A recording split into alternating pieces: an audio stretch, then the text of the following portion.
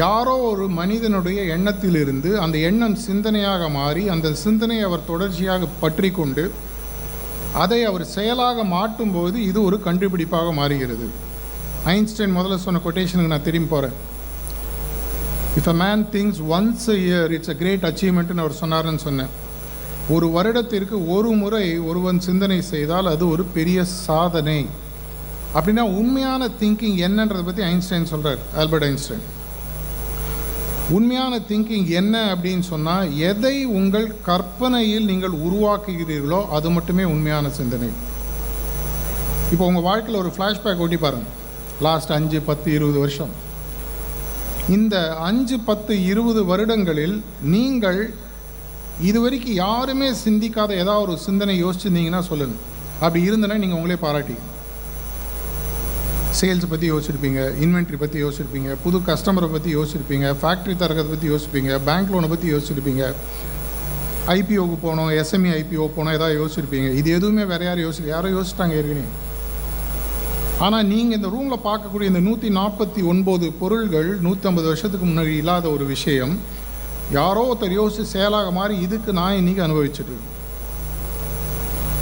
2 விதமான thinking Albert ஐன்ஸ்டைனுடைய கொட்டேஷன்லேருந்து நான் புரிஞ்சு இதை தான் நான் பல இடங்களில் சொல்லிக் கொடுக்குறது. க்ரியேட்டிவ் திங்கிங் ஃபஸ்ட்டு சொல்லுவாங்க, 2வது இனோவேஷன் அப்படின்னு சொல்லுவாங்க, 2வது கொஞ்சம் ஈஸி, 3வது ஒன்றுமே பண்ணாமல் இருக்குது. அதுக்கு நம்ம அப்புறம் வருவோம், ஏன்னா அதில் நிறைய பேர் நம்ம பிஹெச்டிலாம் வாங்கியிருக்கோம். இந்த முதல்ல சொல்லக்கூடிய இந்த க்ரியேட்டிவ் திங்கிங்கிறது என்ன அப்படின்னு சொல்லி பார்த்தோன்னா, இதுவரை யாரும் சிந்திக்காத ஒரு சிந்தனை. அது வெறும் மெட்டீரியல் சயின்ஸாக தான் இருக்கணுன்ற அவசியம் இல்லை, பொருட்கள் சார்ந்த உலகமாக இருக்கணுன்ற அவசியம் இல்லை. மைண்டில் உருவாகக்கூடிய பல விஷயங்கள், ஒரு ஸ்பேஸை பார்க்குறோம், அந்த ஸ்பேஸுக்கு போகணும்னு நினைக்கிறோம், அதுக்கப்புறம் மெட்டீரியல் சயின்ஸ் உள்ள வருது.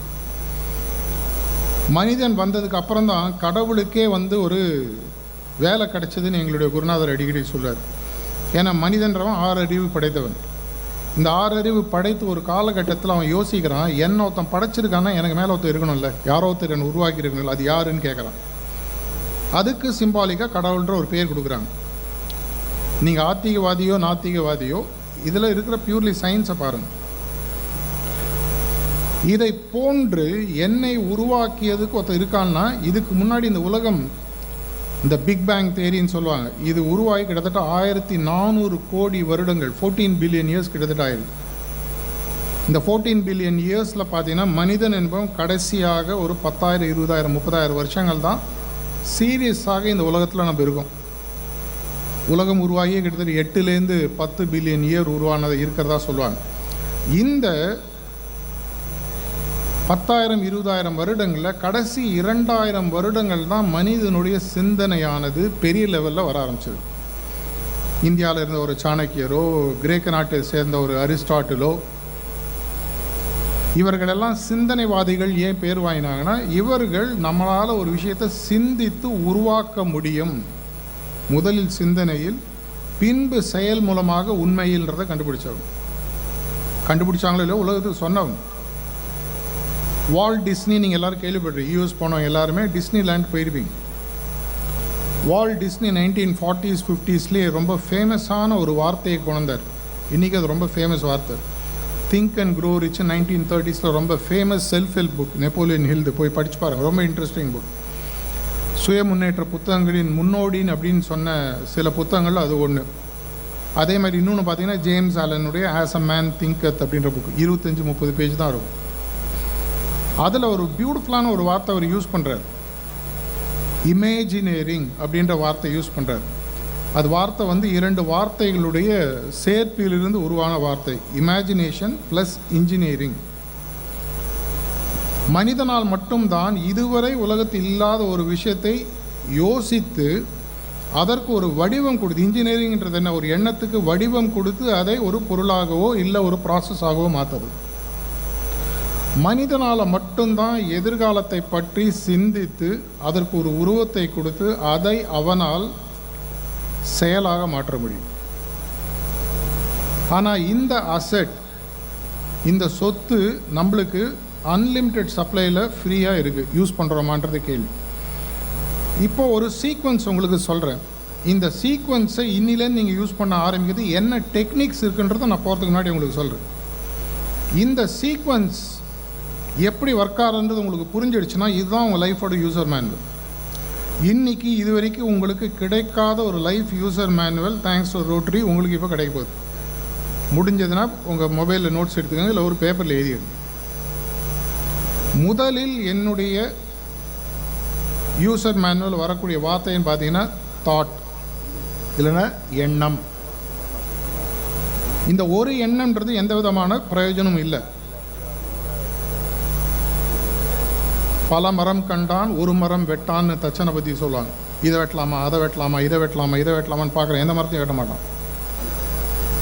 அந்த ஒரு எண்ணத்தை எடுத்துக்கொண்டு அதை பற்றி தொடர்ச்சியாக நீங்கள் யோசிக்கும் பொழுது அது சிந்தனையாக மாறுகிறது. ஸோ ஃபஸ்ட்டு வேர்டு பார்த்தீங்கன்னா தாட்டு, எண்ணம். இரண்டாவது வேர்டு பார்த்தீங்கன்னா திங்கிங், இல்லைன்னா சிந்தனை. இந்த இரண்டை தாண்டும் போது எதை பற்றி நான் தொடர்ச்சியாக சிந்திக்கிறேனோ, எண்ணமானது எனக்கு வாழ்க்கையில் நான் வெற்றி பெறணும், தொடர்ச்சியாக அதை பற்றி யோசிச்சேன்னா அது சிந்தனை. ஒரே ஒரு முறை யோசிச்சுட்டு நான் வாழ்க்கையில் வெற்றி பெறணும், பணக்காரன் ஆகணும், எனக்கு ஒரு ப்ரைவேட் ஜெட் வரணும், எனக்கு ஒரு கார் வேணும், பங்களா வேணும், 1000 கோடி டேர்ன் ஓவர் ஒரு தடவை யோசிச்சிங்கன்னா பிரயோஜனம். தொடர்ச்சியான சிந்தனை. அப்படி சிந்திக்கும் பொழுது மூன்றாவதாக ஒன்று நிகழ்கிறது. இந்த வார்த்தை சீக்வன்ஸை நோட் பண்ணிக்கோங்க. Thought leads to thinking.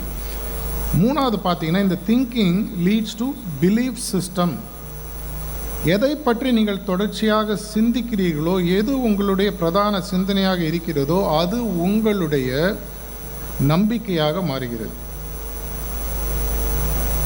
எது உங்களுடைய நம்பிக்கை, என்னால் முடியும், 1000 கோடி என்னால் டேர்ன் ஓவர், இப்போ நான் 200 கோடி டேர்ன் ஓவர் பண்ணுறேன், 1000 கோடி டேர்ன் ஓவர் பண்ணணும், தொடர்ச்சியாக அதை பற்றிய சிந்தனை நீங்கள் இருந்தீங்கன்னா அது ஒரு காலகட்டத்தில் உங்களுடைய நம்பிக்கையாக மாறும்.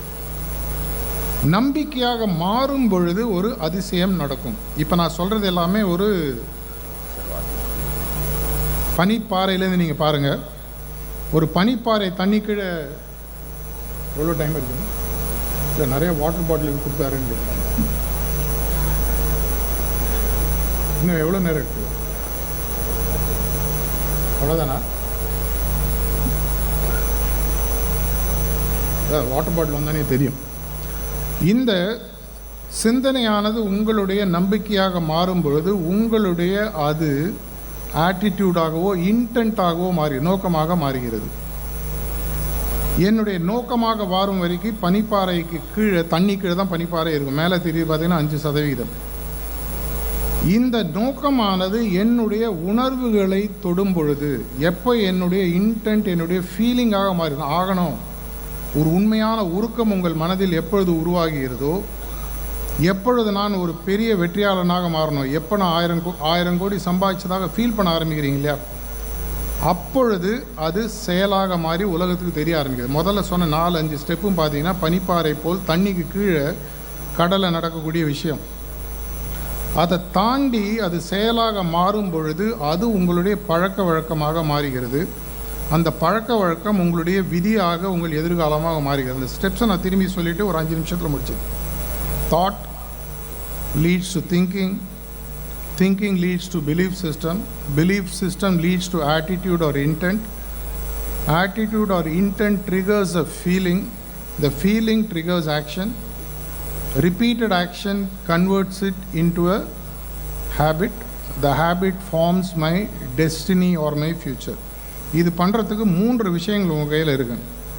இந்த 3 என்ன டூல்ஸ் அப்படின்றத சொல்லிவிட்டு அதுக்கப்புறம் டைம் இருந்ததுன்னா நம்ம இன்ட்ராக்ட் பண்ணுவோம், இல்லைன்னா அதோட நம்ம முடிச்சிடும். முதல் டூல்